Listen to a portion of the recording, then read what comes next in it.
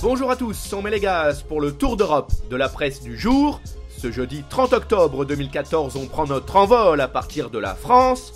L'équipe publie une longue interview de Jean-Pierre Bernès. L'agent de Franck Ribéry ou encore Mathieu Valbuena a laissé entendre qu'il aimerait bien diriger un club français ou étranger. Marseille et Saint-Etienne ne le laissent pas indifférent. De son côté, la Provence parle d'un couac pour évoquer la défaite de l'OM contre Rennes.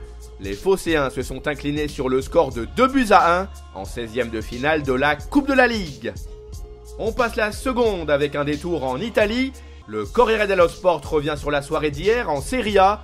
La Juventus a chuté contre le Genoa 1-0 après avoir encaissé un but durant les arrêts de jeu. Pour sa part, l'AS Rome a battu Szczecin à 2-0.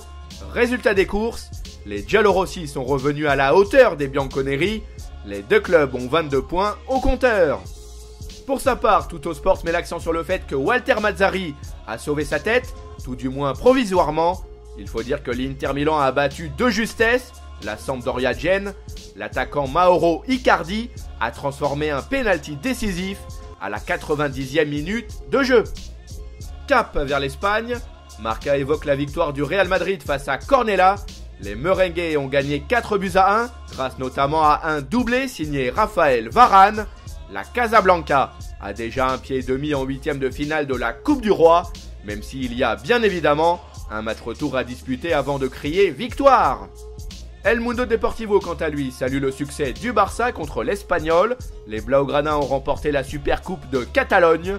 Les hommes de Luis Enrique ont dû attendre les tirs au but pour triompher.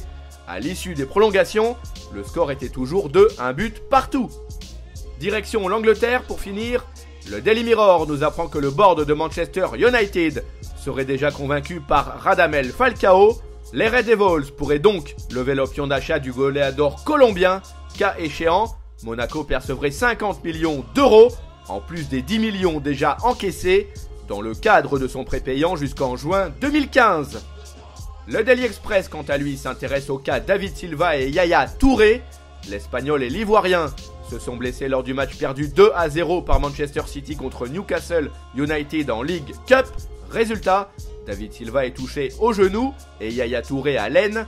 Il pourrait déclarer forfait en vue du choc contre Manchester United, programmé dimanche.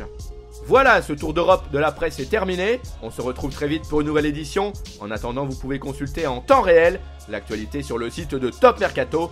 Nos applis pour mobile et tablette, de même que nos pages Facebook et Twitter, sont aussi à votre service. À bientôt!